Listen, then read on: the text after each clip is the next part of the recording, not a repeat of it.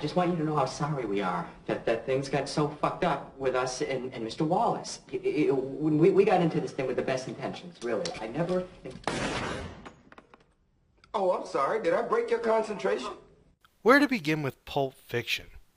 There is just so much to discuss, much of which has probably been discussed in many conversations and in publications since the film's release.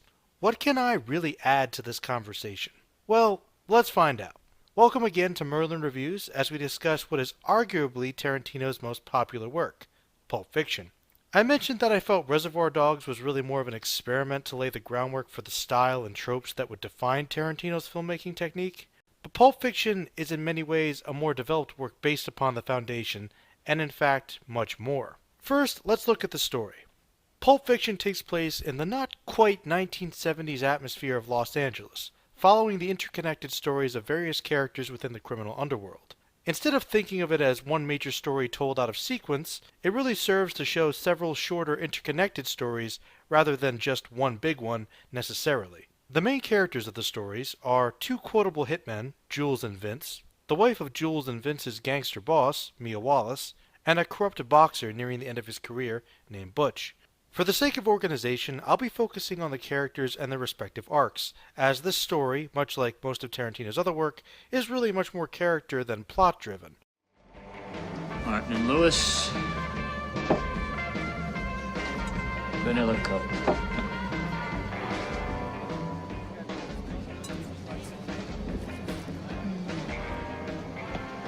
Yummy. You think I can have a sip of that? The closest person the story has to a main character is the laid-back hitman Vince Vega, played by John Travolta. We don't know a great deal about Vince outside of his own interactions with others, but his dialogue is very telling. He may not be the smartest guy in his line of work, but he does have a desire to better himself. Vince has apparently been overseas in Europe for several years, either laying low or possibly involved in more business ventures. For a man to have come from such a radically different environment, he seems to fit back into his criminal lifestyle smoothly enough, but maybe his best days are behind him. As we later see, Vince seems to have a knack for screwing things up, despite being an overly cautious man. The two main interactions of importance are his scenes with Mia Wallace, played by Uma Thurman, and his partner Jules, played by Samuel L. Jackson. After hearing rumors of an associate being maimed for simply giving Mia a foot massage, Vince is frightened of the proposition of taking the boss's wife out for a good time. One of the more iconic scenes involves the two dancing in a 1950s-style diner.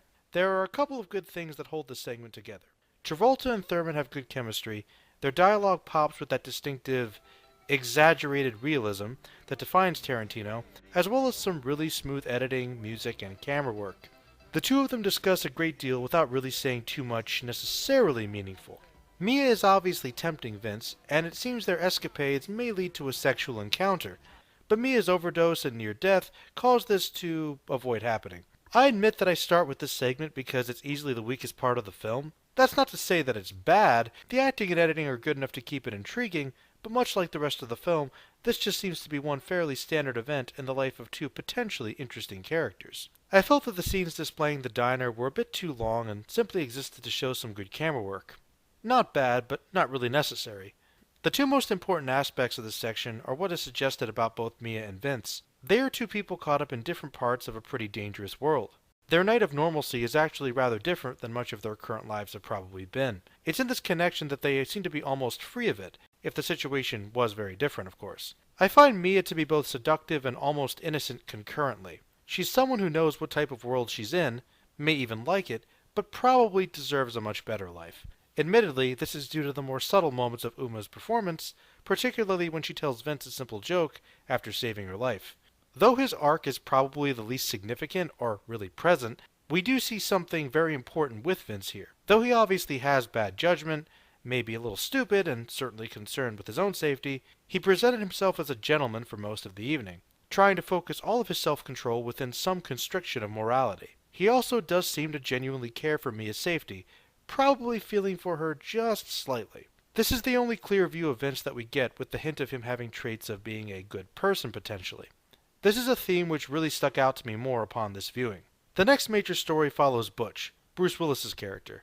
Butch is the character that we get to know the most about, and much like Mr. White in Reservoir Dogs, is the closest thing to a good person. at least in comparison to the surrounding characters. One of my favorite scenes is a flashback which cements Butch's primary motivation. We witness a war veteran, played by Christopher Walken, reciting the tale of Butch's family watch, which has been passed down to him through courage and sacrifice of generations of war veterans. This memory seems to have truly stuck with Butch, for after an unspecified period of time giving in to Marcellus, he decides to defy the gangster and not throw the fight. In fact, he wins the fight, killing his opponent.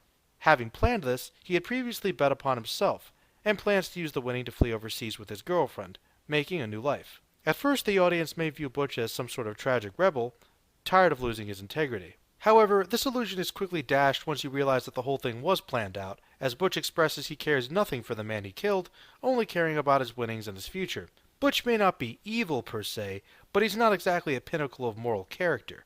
His growth comes from the mistake of his girlfriend, who forgot his father's watch in their apartment. Butch's girlfriend, despite some vague knowledge of her boyfriend's associations, seems to be mostly innocent and somewhat simple-minded. This isn't really derogatory, though, as she serves to give Butch the motivation to change his life. She is the best part of him, causing him to act like a normal and even happy human being. She's the one thing in his life that really has any personal value to him, in addition to his father's watch.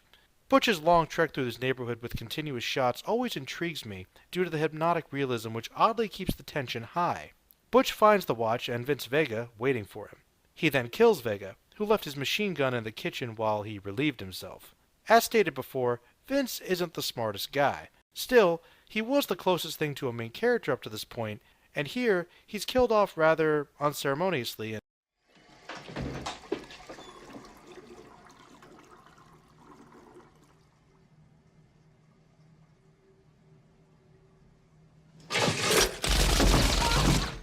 This is Butch's story now.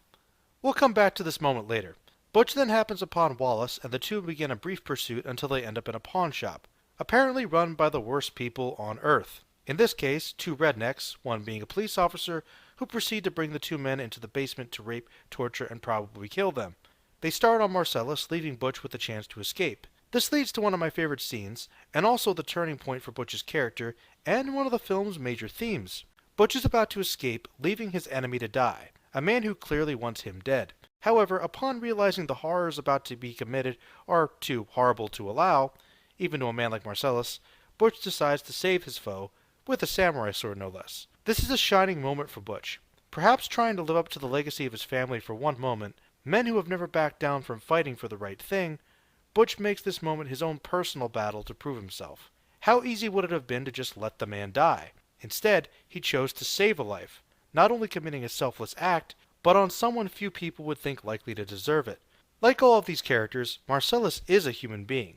Flawed and evil, but a human being. Wallace is thankful and allows Butch to go live his life in peace. The biggest arc actually follows Jules, a character I liked but honestly overlooked a bit in the past. It's easy to get caught up in the quotable lines and hyper-violence, so much so that I missed the powerful subtlety of the theme of hope within this film. Vince and Butch both exemplify this concept in different degrees. Butch more clearly than Vince, but Jules has the most interesting growth of all. Though his story is broken up throughout most of the film, so it might not be as easy to catch.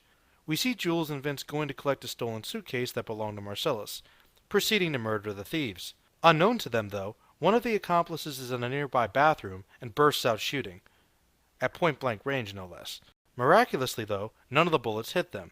Vince, easygoing, a little oblivious, and perhaps a bit jaded, sees this as a lucky coincidence and nothing more. Jules, on the other hand, sees it as a metaphysical occurrence and decides to give up the gangster lifestyle because of it, citing it as divine intervention. The two continue this debate in a diner, following yet another unfortunate death, in a fun but not particularly important sequence. They then run into two robbers, who set the tone of the film in the prologue at the beginning, who are attempting to rob the diner. Jules takes control of the situation when the duo threatens to take Wallace's mysterious suitcase. It's in this moment that Jules' arc comes to a close with my favorite line of the film, in which he explains his position. It's in this speech that the centralized theme of this film became truly illuminated for me. There are two main ideas I've touched on throughout the review that intertwine here. The first is simply circumstances. Whether you view events as just random occurrences or part of some divine plan, people intertwine in direct and indirect ways all the time. Regardless of our perspectives, we do influence each other. These perspectives are always shifting, and circumstances can completely alter how individuals and groups view the story. Much like in Reservoir Dogs, Tarantino continues this idea that in more conventional tales, men like Jules and Vince would be the bad guys. Here we see them as people, flawed certainly, but people and heroes in their own tales, much like we all are in our own lives regardless of our moral character. When Butch kills Vince, he simply killed a hitman who would have probably done the same to him. He didn't really know the man. He was a threat who had insulted him previously. He was a thug who wouldn't be missed. However, the audience has gotten to know Vince and sees him as a complicated person, the hero of his own story, with charm and curiosity and dance moves. Yet his life ended suddenly and quickly. Butch will probably not think too much about the interesting man that he killed. Circumstances mean everything. As Jules states, he would have killed the two young robbers on any other day. However, due to his spiritual awakening, he is giving them a chance at life. This comes down to the central idea that stuck out to me upon my most recent viewing. This is the concept that there is good within all of us, and that there is hope for all of us. It may be the faintest bit of hope, but it's there. Jules essentially admits that there are many ways that he could view himself. His final conclusion seems to suggest, though, that he knows he is not a good person, but he wants to be. A bad man, an evil man, taking the first steps to try and become a good one. It sounds simple, it sounds ridiculous, impossible, yet incredibly powerful. Upon viewing Pulp Fiction in my teenage years, I was mostly blown away by the technical prowess of the film, like most people. That unique blend of exaggerated violence, quotable dialogue, and out-of-sequence narrative really captivated me. It certainly pumps out the style that defined Tarantino's career. It's very much one big homage to different types of film. One moment it's a 1970s crime flick, the next it's a noir-esque drama. It has elements of hijinks-style comedy, and even dives into some disturbing horror elements briefly. Altogether, it forms a very unique and incredibly memorable film. It's interesting that this movie has had so much influence. I think one can argue that the individual parts aren't really anything new. However, presenting this type of narrative with homages to more outlandish cinema and bringing them to the mainstream was something new. While Tarantino does base his films on corny kung fu flicks, black exploitation, and gritty horror and action flicks of the 70s, he manages to bring those elements together with class and honestly much better filmmaking than most of those types of films. He made niche films mainstream by taking the most outlandish elements and taking the production very seriously. It helped boost the idea of independent film on a big budget. I'm mentioning all this only because, for all the good it did, I think Pulp Fiction overshadows the power of its most basic ideas sometimes. The transformation of Jules in his few dramatic moments are some of the most powerful moments in film I've ever seen. This is proof that despite the bombastic nature of the film, Tarantino is very capable of power with subtlety and quiet moments. Nobody ever really talks about that. In any case, Pulp Fiction is a fantastic film that I wish had developed some of its ideas a little bit more, particularly with Vince and Mia, and maybe cut back on some of those longer shots, which honestly do make the film drag slightly at points. It's relatively minor though. It's Pulp Fiction, and it gets an A. Next is Jackie Brown, and I don't think it'll be quite as long as this one. Alright everybody, Merlin out.